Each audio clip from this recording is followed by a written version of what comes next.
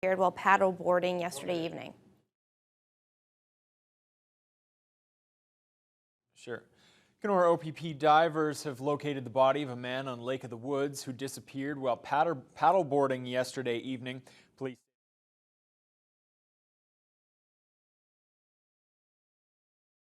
Hello, Rob. Thank you. Randy or Matt? Okay, thank you. He said Randy. Oh, my bad. Really?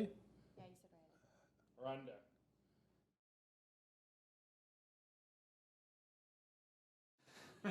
Starting at 8 on Psych, when Gus babysits Rachel's son, a simple trip to the circus turns deadly.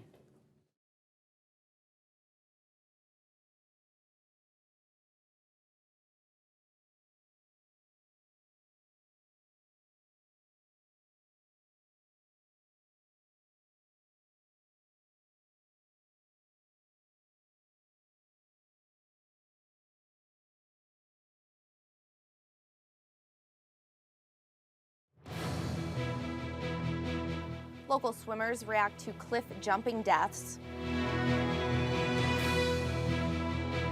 More sexual assault charges against Jeff Paxton. And families hit local stores for back-to-school deals.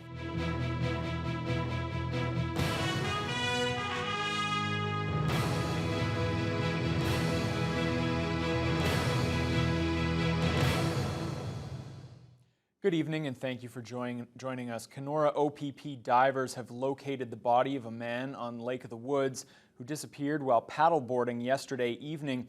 Police say the 52-year-old Manitoba man fell into the water and didn't resurface. It's the latest in a recent string of drowning deaths throughout northwestern Ontario. The body of 31-year-old Jordan Desfossés was recovered yesterday after his canoe tipped over on the Cam River on Saturday. And 2 other people died after cliff jumping at Silver Harbor on Lake Superior this weekend. 26-year-old Marlene Fox and 32-year-old Kevin Spade have been identified as the victims. Handwritten tributes to the pair now grace the rock from which they jumped. Many visitors to Silver Harbor today expressed sadness in the wake of the tragedies. Some people we spoke to, though, still regard cliff jumping as a safe activity if the water is calm. But for Carlos Berenitos, who's visiting the city with his family from Minneapolis, it's simply not worth the risk. We were going to be doing some bouldering and possibly jumping off the cliffs, but we heard that what happened, so I decided not to do that, but just for the safety of my daughter, that I don't want to take a chance. Ted Walter, a frequent visitor to the Silver Harbor Conservation Area, says he'd like to see something as simple as a sign put up to warn people of the dangers of cliff jumping in the area. I really think that sometimes even the obvious should be stated clearly, as a warning or take heed please because, cautionary reasons and your safety, etc. Officials with the Lakehead Region Conservation Authority, which maintains the area, and the municipality of Shunya have declined to comment on the matter. A new energy plan has been released for portions of the region expected to see some of the highest electrical growth in the province. The global demand for minerals and above average population growth in remote northern communities are behind the need for the new study. Dennis Ward has the details. The Ontario Power Authority have been looking at the electricity needs of areas north of Dryden, including First Nation communities and the Ring of Fire. The plan calls for upgrading and building new transmission lines from Dryden to Red Lake and Pickle Lake. There is also a plan to connect 21 remote communities. Common Voice Energy Task Force co-chair Ian Angus says the study shows the OPA is listening, but adds it's frustrating it took this long. 5 years ago, Musselwhite mine officials met with then Minister Smitherman, who gave orders to Hydro One to find a solution to Musselwhite's lack of power. And so here we are 5 years later, they're finally getting around to developing a comprehensive plan for that area. It just speaks volumes about how much the OPA has ignored the reality of northwestern Ontario. The estimated cost of the 2 new lines are roughly $265 million in the near term. The medium to long-term plan slated for 2017 through 2033 calls for a new line from Pickle Lake or Marathon to the Ring of Fire. First Nation communities would also be connected to the grid at this time. The OPA believes that could save $500 million in diesel costs over 40 years. Angus says it makes financial and social sense to connect them to the grid. the longer that they're not connected to the rest of us, the longer they'll be isolated. So let's build the network. It makes sense to feed it off of Red Lake, Pickle Lake, and Long Lac through Greenstone, providing a series of loops up there so that there can be a continuation of supply. And we know from experience on the James Bay that there will be economic growth. There is currently a comment period on the plan. Angus says the task force will try to strengthen it and get it implemented as soon as possible. Dennis Ward, TBT News. An investigation is underway following a train pedestrian fatality last night in Hudson, west of Sioux Lookout. OPP were called around 10 o'clock last night following reports a person had been struck by a train. 47-year-old Arnold DeRuin of Sioux Lookout was pronounced dead at the scene. The OPP and CN police are investigating. A Thunder Bay man is facing more than a dozen additional charges for alleged sexual assaults of young boys. 46-year-old Jeff Paxton was first arrested last year and then had more charges laid against him in July. And the Criminal Investigation Branch of the Thunder Bay Police Service has now laid 13 additional charges against him. Police say the alleged victims range in age from 7 to 14 when the assaults are said to have occurred. Police spokesperson Chris Adams says this brings the total number of charges to 23 and the number of victims to 11. With 5 additional victims. In the previous charges that were released a couple of months ago, those involve 6 separate victims. In this case, now building to these 13 charges, there were 5 additional victims who had the courage to come forward and help investigators piece it together. The charges stem from incidents that allegedly occurred between 1983 and 2004. Paxton remains free on bail and he will appear in court tomorrow to face the new charges. Well, it's a happy ending for Thunder Bay's Habitat for Humanity following what could have been a crippling theft. A silver 3/4-ton Dodge pickup truck was taken from Habitat's Restore location on Squire Street Friday night. The theft forced the organization to halt its mobile operations such as pickups, deliveries, and salvage operations.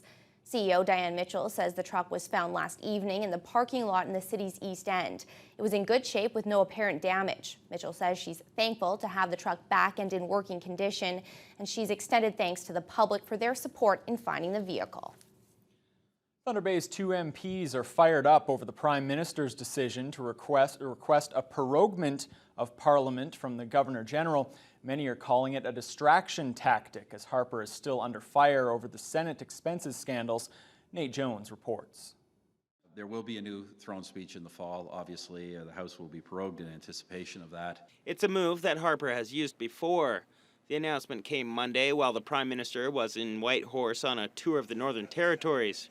Right now, the next sitting of the House is set for September 16th. But if the Governor-General gives the nod to Harper's plan to prorogue the Parliament, MPs won't be back until October. Local MP Bruce Heyer has long been a critic of Harper's agenda.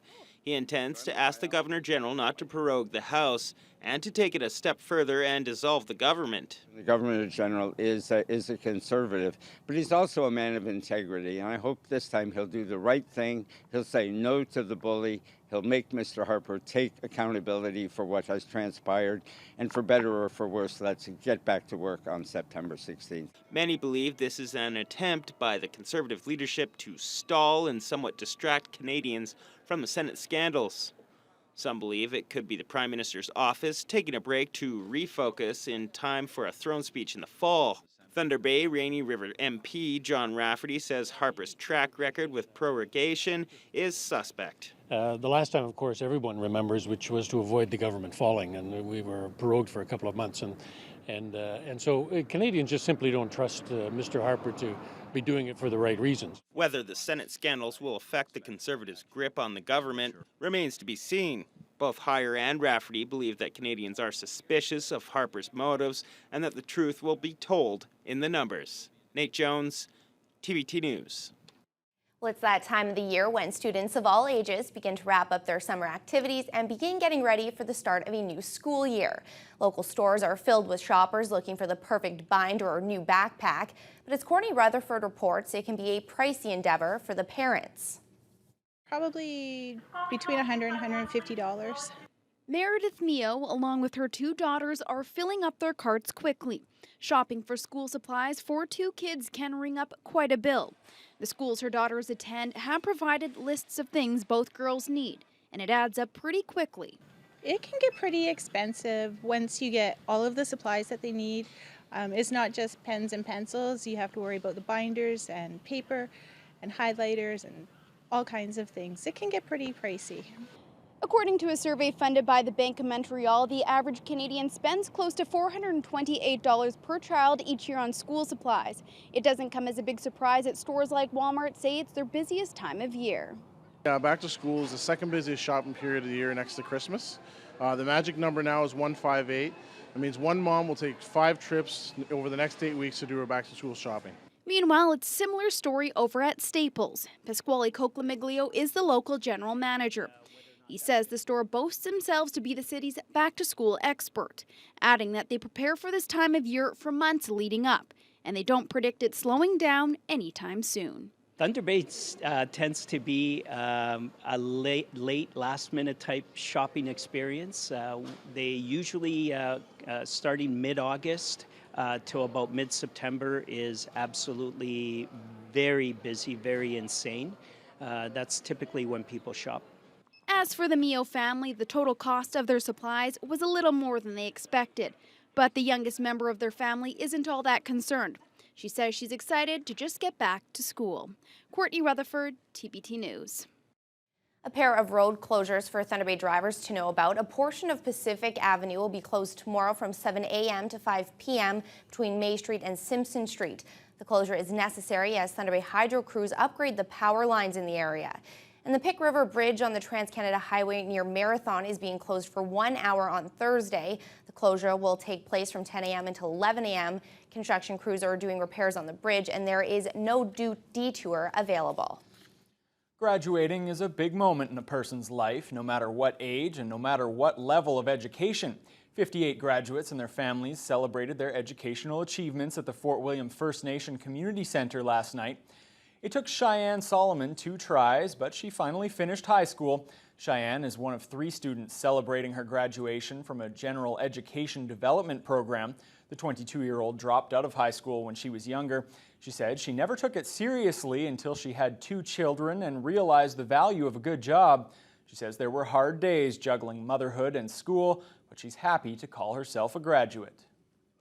It was a good experience. I had a good time. They made it fun to come to school, and it was good. The school atmosphere was awesome. It was learn as you go, whatever. Quiet, easy atmosphere to learn. Kathy Rogers is a teacher at the schools. She says most of the students graduating last night had previously dropped out due to family reasons, other life struggles, or because they had kids. This has provided them a space where they're comfortable and in smaller numbers as well. And the KIHS, it's all under the Ministry of Ontario. And so we actually now offer university level credits so that they can go to university. Rogers notes what makes this program so special is that it gives students the chance to learn in a real community-based environment without having to leave their families and home communities. Well, the mercury was soaring in Thunder Bay today, and we almost set a record. According to Environment Canada, we hit 30.6 degrees Celsius this afternoon. That's just 1 degree shy of the record set in 1976. There was also a humidex warning as the temperature felt closer to 40. However, it felt much cooler at local beaches due to the wind off the lake. Meanwhile, officials at Kekabeka Falls Provincial Park are alerting the public that it is unsafe to swim at their beach. Ontario Power Generation has altered its hydro dams, causing high water flow on the Cam River and the falls. And the assistant park superintendent says the water is moving too fast for swimmers.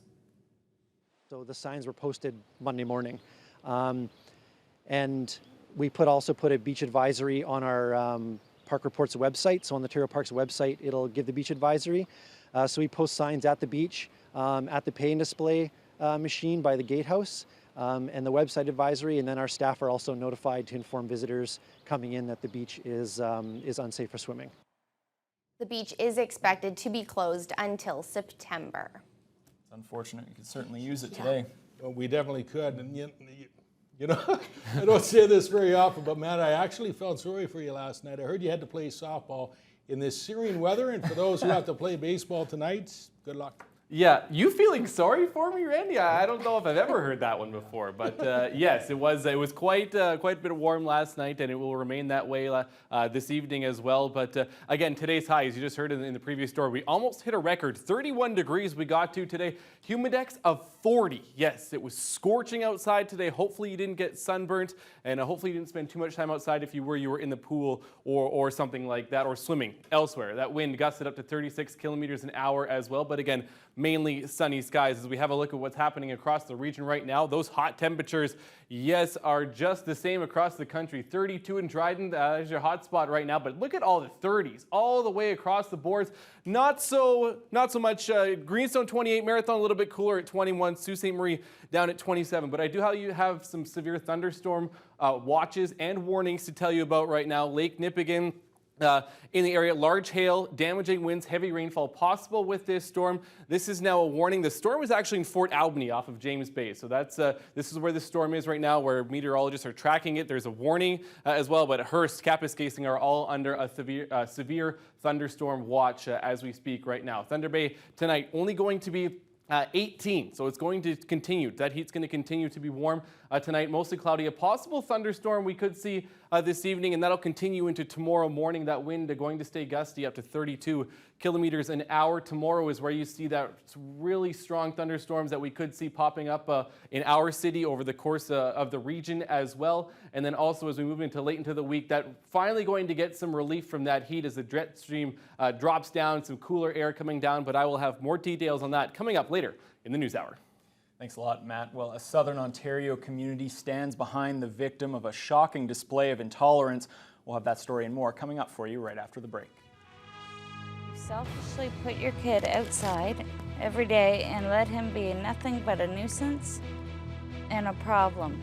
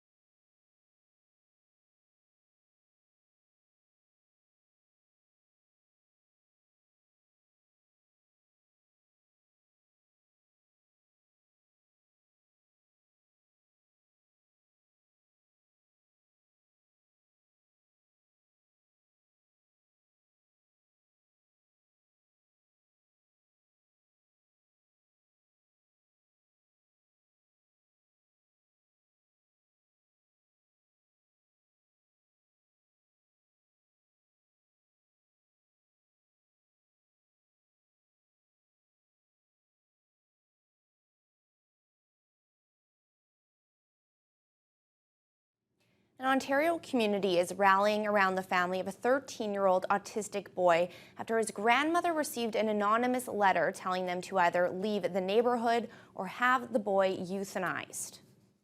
Brenda Milson says she was shocked when she read the letter, which arrived in her mailbox on Friday. Michelle Chung reports. That's the sound of a happy 13-year-old. But one person doesn't like the way Maxwell Begley expresses himself and sent a letter to the boy's family. You selfishly put your kid outside every day and let him be nothing but a nuisance and a problem. Carla Begley's son is autistic and often sleeps over at his grandmother's because Carla suffers from multiple sclerosis. The letter was sent to the grandmother and goes on to say, "That noise he makes when he's outside is dreadful. It scares the hell out of my normal children. Do the right thing and move or euthanize him. Either way, we're all better off. Sincerely, one pissed off mother." I was shaking and crying, and I just couldn't believe it. Brenda Milson was so upset that someone in her small community of Newcastle would send her the letter, she called police. The police say the contents of the letter are not enough to meet the level of a hate crime. It still makes this a very disturbing situation. It's something that's obviously bothersome not only to the family but to the neighborhood and to the police. And we're going to work hard to try to figure out who sent this. When some of Milson's neighbors heard about the letter, they went door to door to try to find out who would write such a thing. They didn't find the author, but Maxwell's family says that they're overwhelmed by the public support. But the goodness that people have shown in the support, like worldwide. Begley says as horrible as the letter is, the attention has highlighted what families of autistic children go through. I just want people to be more aware that these kids, you know, they just want to be accepted and loved, and they're normal children, you know, even if they don't talk, they understand. Maxwell doesn't know about the letter. His family says he thinks he's gotten all this attention because he's special, something his mother won't dispute. Michelle Chung, CBC News, Oshawa. The Prime Minister's swing through northern Canada has been putting a focus on mining and resource development. And today, Stephen Harper talked about his government's ongoing support for training in that area. Julie Van Dusen has more. I work for De Beers up at Snapley. Which is? Right there, yeah. Stacey McSwain is a college graduate trained in the north, now working in a diamond mine. She exemplifies what Stephen Harper came here to promote. Much of the North's treasure is underground. Harper is pushing mining investment and skills training to help the North prosper. And current estimates show that by 2017, the mining sector will create thousands of new direct and indirect jobs in this territory alone. So northern mining has the potential to permanently change many lives for the better. The program highlighted today will cost $5.8 million over 2 years and is training 400 Aboriginal participants to work in the mining sector. The North has a booming young population, and a smiling Harper found himself surrounded a lot by kids.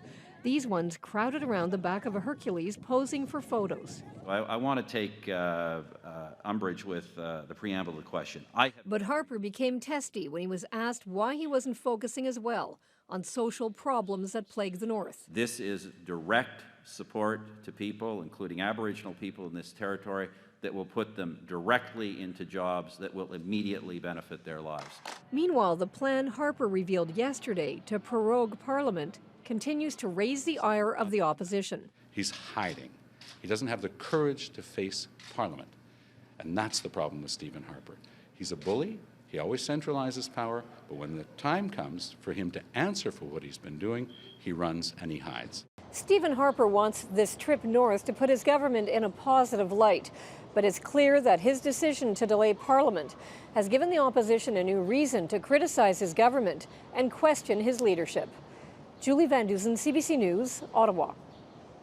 A Toronto police officer made his first court appearance today, charged with second-degree murder in the shooting death of a young man on a streetcar. Ron Charles reports. Toronto Police Constable James Fursillo was shielded by the tinted windows of this van as he arrived through the prisoner's entrance behind Toronto's courthouse. Inside, he made a brief court appearance before his bail hearing was sent a few blocks away to Superior Court. Mike, you Both his lawyer and the head of his union spoke on the courthouse steps. He's obviously upset and, very stressed by this whole incident, and let his counsel speak a little bit about that. Yeah, I mean, it's obviously a life-changing incident for him. The incident ended the life of Sami Yatim, an 18-year-old holding a knife on an empty streetcar. Fursillo is charged with second-degree murder for firing 9 shots at Yatim, rare charges for an on-duty police officer. This is also rare. Someone accused of murder leaving the courthouse on $510,000 bail a few hours after first arrival. It's rare if you want to talk about murder cases in general, but when you look at the circumstances of this case, this is a case where Mr. Fursillo didn't ask to be at the foot of that streetcar. He was on duty, and he had a legal obligation to be there. Lawyer Selwyn Peters specializes in police law. At different times, he's represented officers up on charges and families of people killed by police. He says convicting a police officer for murder will be a hard sell in court. Jurors are very reluctant to convict police officers, especially when they're acting in the course of their duties, and they present a subjective basis for using force, particularly lethal force. Fursillo's next court appearance is September 30th for a pre-trial hearing. Ron Charles, CBC News, Toronto. 2 Canadians arrested in Egypt on Friday have been ordered to be held in custody for 15 days. Foreign Affairs officials continue to work on their release. Reports in Egyptian media say the judge ruled that the 2 men, along with 7 other foreign nationals, must be detained as prosecutors examine the case. It's believed that John Grayson of Toronto and Trek Lubani from London, Ontario, are among dozens of people accused of storming a police station and being involved with the Muslim Brotherhood. Meanwhile, the crackdown widens in Egypt.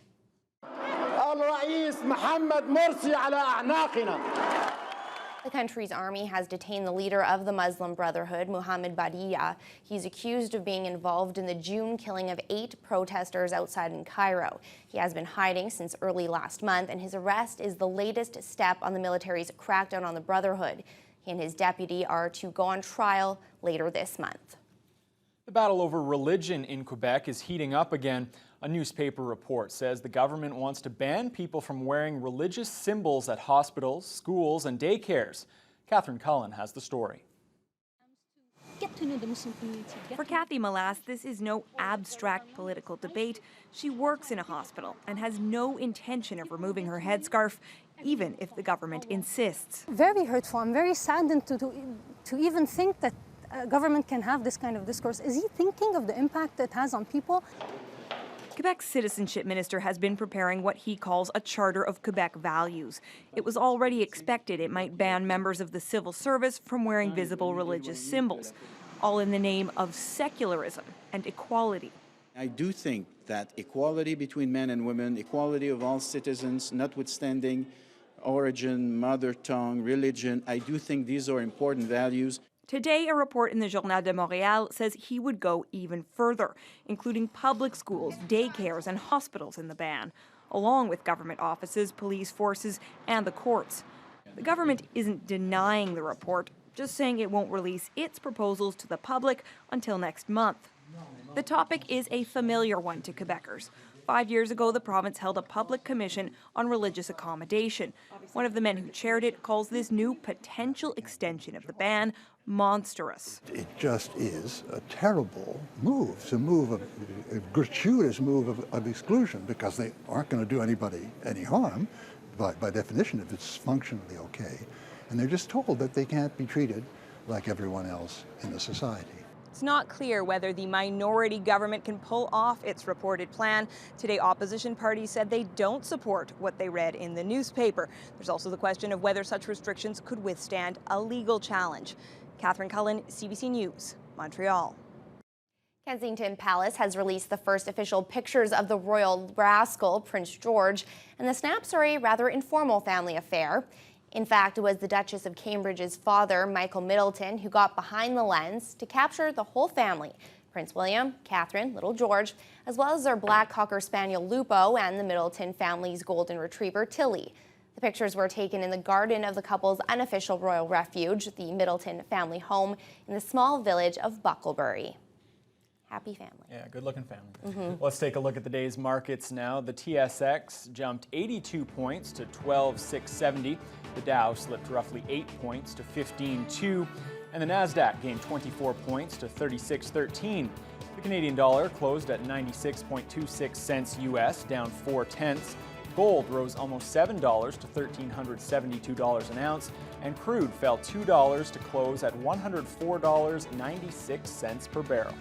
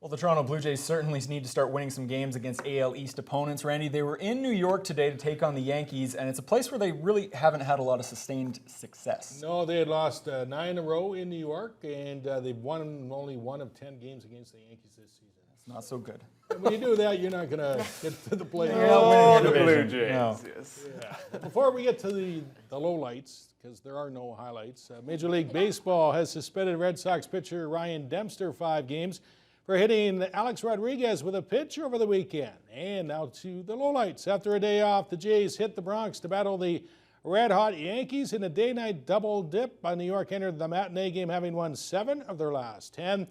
But it's the Jays grabbing the lead in the second off Ivan Nova. It's Mysore Izturis lining a single to center. That will do the job as Adam Lind has played it. Now up 2-0. Rajay Davis caps a 4-run second. He'll find lots of real estate in right center. That will cash Izturis and Jose Reyes. New York, though, gets 3 runs back in the third. courtesy of this swing by Robinson Cano as he launches his 23rd home run deep to center off J starter Esmail Rogers. 4-3 Toronto. Bottom of the 6th, the Bronx Bombers take their first lead as Chris Stewart goes yard off Neil Wagner. It's his 4th long ball. That made it 6-4 New York. They go on to take the series opener 8-4, and to make matters worse, Jose Bautista left in the 4th inning with a sore hip. In senior men's ball last night, the first place Daytona Dodgers squeaked by the Coastal Steel Orioles 6-5. Adam Josephchuk was the winning hurler. And the pressure was on Canada last night as they faced a must-win against Panama at the Little League World Series in Williamsport, Pennsylvania. The winner moves on, the loser heads home.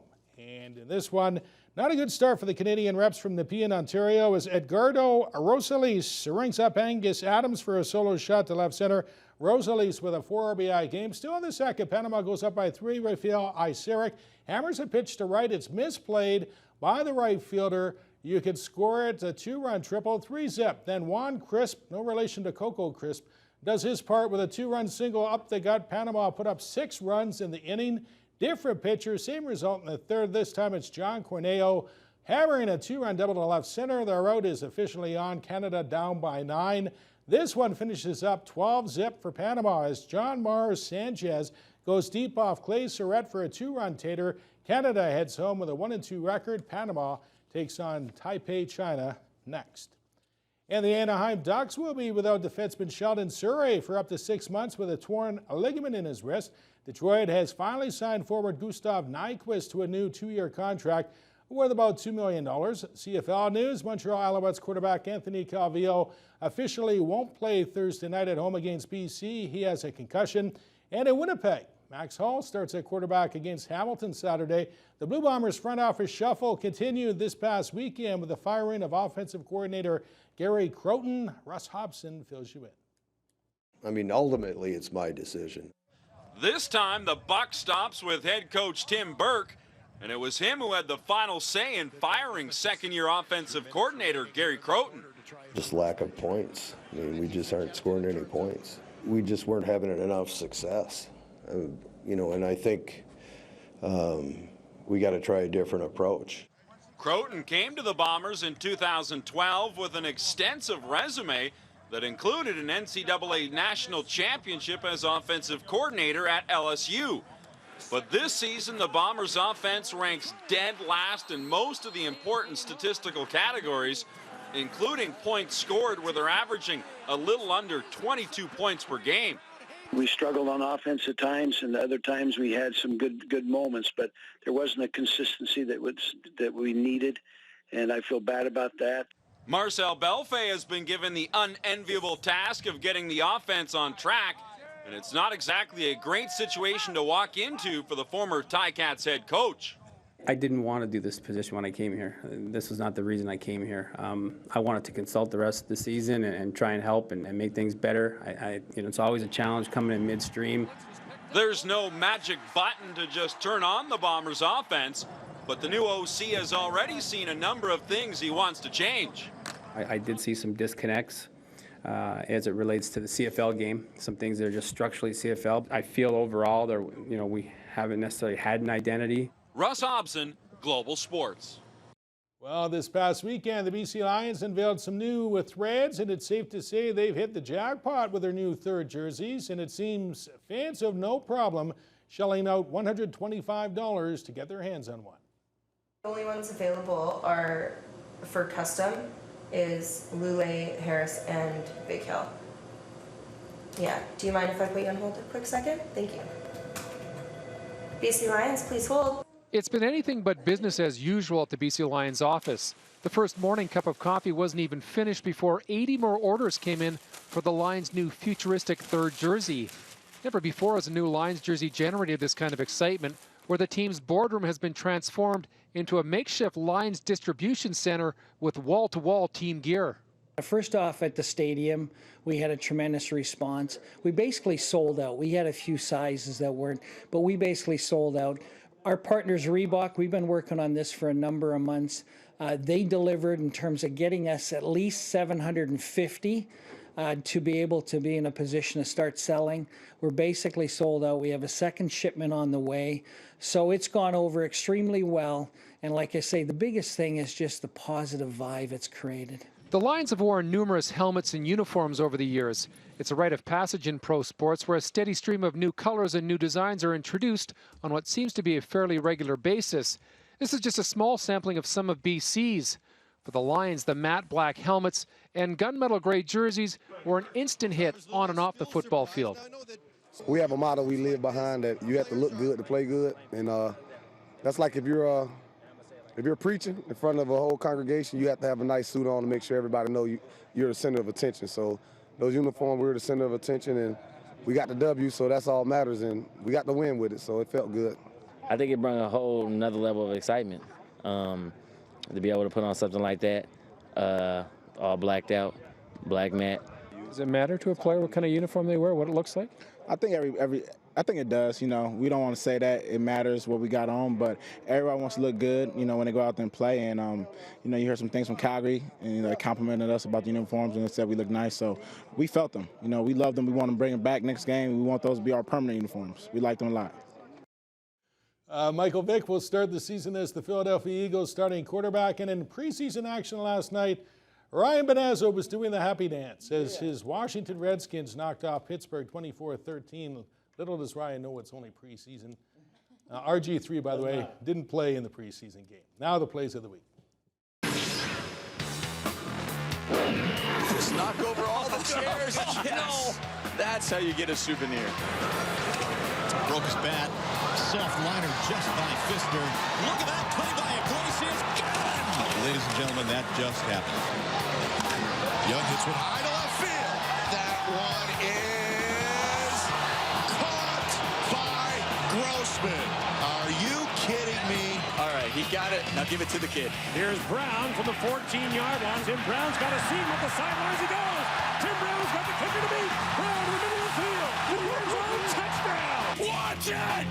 There's the rush over the middle. Oh, what a catch from S.J. Green. Watch it! We'll see that tonight on SportsCenter. Watch it! Fly ball left field hit well.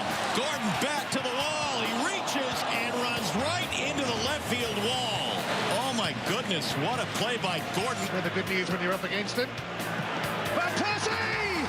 The mark of a genius. New season, same old Robin Van Persie. Oh, he's got a play. That's right on top of the plate. That's up the middle. Nice flip. Beckham to Ramirez on a double play. Up the middle. Giannis dives back. Flip for the out at second. He may not like left field, but he plays it like a Hall of Famer. And this is This is nothing new for Jonathan Bostic. And Shady McCoy, look at that move to the outside and back in. Puig has a long way to come, and it's going to drop for a hit. On his way to third, and a great throw. Got him. Holy mackerel, what a throw. Looks like a hammerhead snapping up a mackerel. Got it.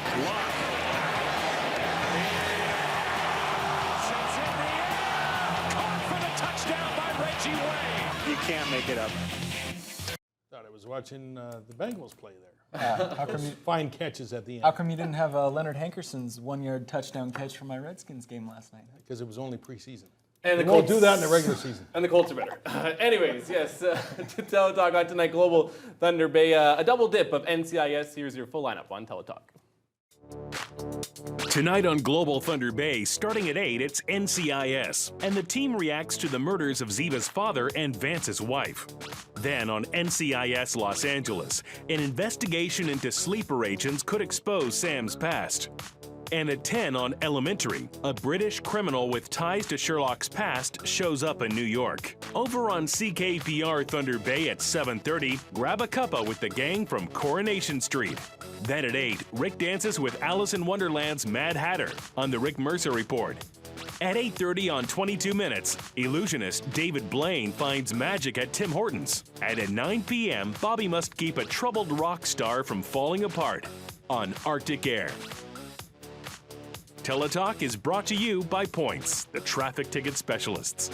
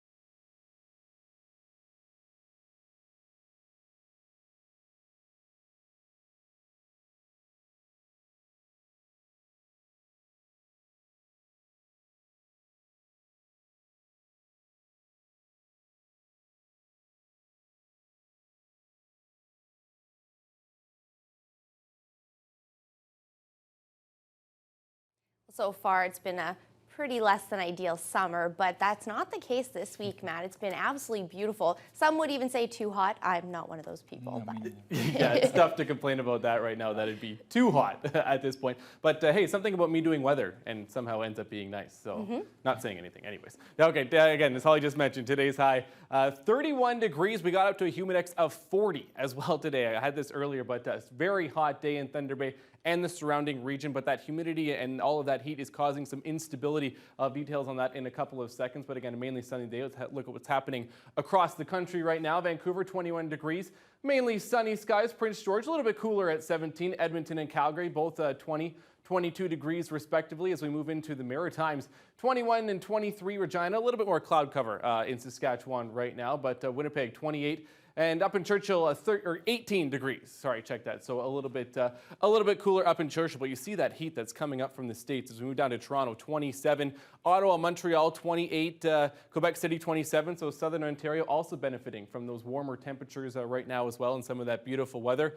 As we move out into the Maritimes, Fredericton, mostly cloudy skies in Fredericton, just 22 degrees, 23 in Halifax, 17 in Charlottetown and St. John's, 7 degrees. They actually have a frost warning tonight for most of St. John's and the surrounding region, believe that. A frost warning, 31 degrees, but a frost warning out there. Not so lucky for them. As we have a look at the systems map today, there's that cold front moving down, but you're going to see this pocket of precipitation that's going to hang around in the region up to red. So again, there's going to be some thunder showers, thunderstorms tomorrow morning in Thunder Bay and in the region. But as we move into Thursday, those are all going to dissipate and another high pressure system comes in. So we're going to have a couple of beautiful days more of sunshine, which is always a good thing. To update you, as I said, on those thunderstorm watches and warnings, been upgraded to warnings in Lake Nipigon and Greenstone. Still watches for other parts of the region, but in Moosonee as well. That is a thunderstorm warning right now. So for those people, hail possible with this storm, heavy rainfall. Take cover if you are in those areas and you get caught in that storm. As we have a look at the region tonight, there is that rain that we've been talking about in Greenstone tonight, 17 degrees. The temperatures are going to remain, again, fairly warm for this time of year as well. But again, that wet weather will find some of the region. Again, that's going to continue, as you see, for most of the region tonight into tomorrow morning. Temperatures looking good, but as we go and move into tomorrow afternoon, those thunder showers will hang around for the morning, parts of the morning, but as we move into the afternoon, some more beautiful temperatures. And the best thing for people around the region, not going to be as humid, which is definitely a good thing. That humidity is going to get out of the region, so those temperatures are going to feel much more like they would normally. Right now, Thunder Bay, sitting at 39 with the humidex right now, so again, still very warm at this point in the day. Wind gusting, though, almost up to 40 kilometers an hour as we move into tonight. As I mentioned, going to see some showers. A possible thunderstorm as well tonight, 18, so it's going to be warm. But again, be prepared for some showers tonight. Winds gusting up to 27 kilometers an hour coming out of the southwest. As we have a look at your day tomorrow, 21 degrees at 8 a.m. Yes, it is going to be one of those days.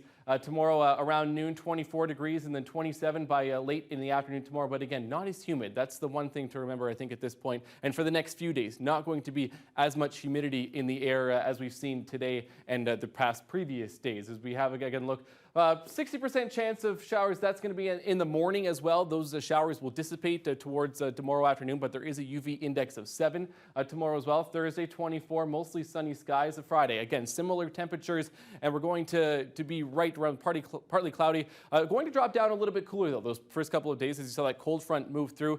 Saturday and Sunday, though, looks okay right now, but we have about a 60% chance of showers on both days and a possible thunderstorm Saturday night moving into Sunday. So the weekend is hit or miss right now, we'll see, but hopefully that sunshine will continue for the next few days.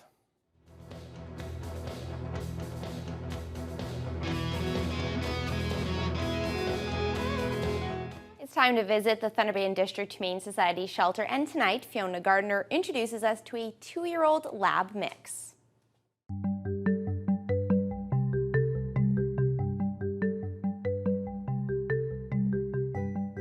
Hi, I'm Fiona Gardner, and this week's Humane Society Pet of the Week is kind of a heavy breather. This is Tuco, who is a 2-year-old lab cross.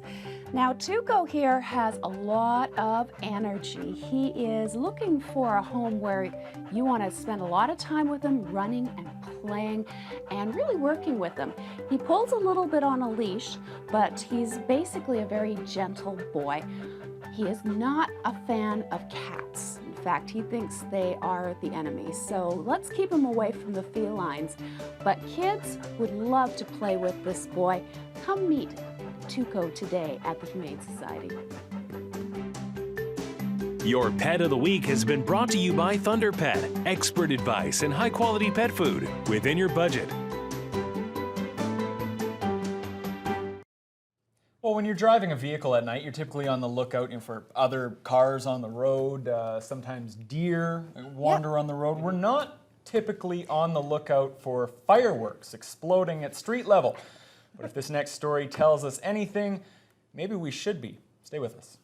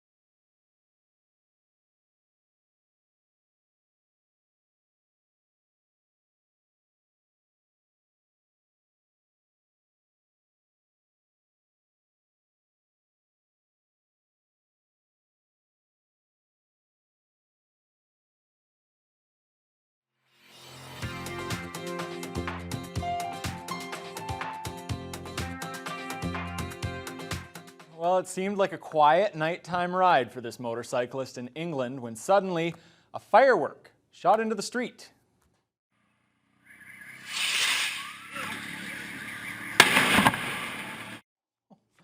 Take another look as the firework spirals into the street, just missing another biker before exploding under a bus. Turns out it came from a nearby wedding celebration. Frightening, but at least no one was hurt. Could have been a lot worse. Yeah, you definitely don't look for that when you're driving. Yeah. It makes some spectacular videos. We're going to recap our top story. Well, there is another drowning in the region. The OPP have located the body of a Manitoba man who drowned last night in Kenora while paddle boarding on Lake of the Woods. And the Jays are in New York playing the Yankees in a twin bill. The nightcap goes tonight. They've already lost game 1, 8-4. Yeah, beautiful temperatures tonight. Those will continue for the next couple of days. Chance of rain, though, tomorrow morning, so watch out for that. And that'll do it for your early look at news, weather, and sports. We'll see you tonight on The Late Edition.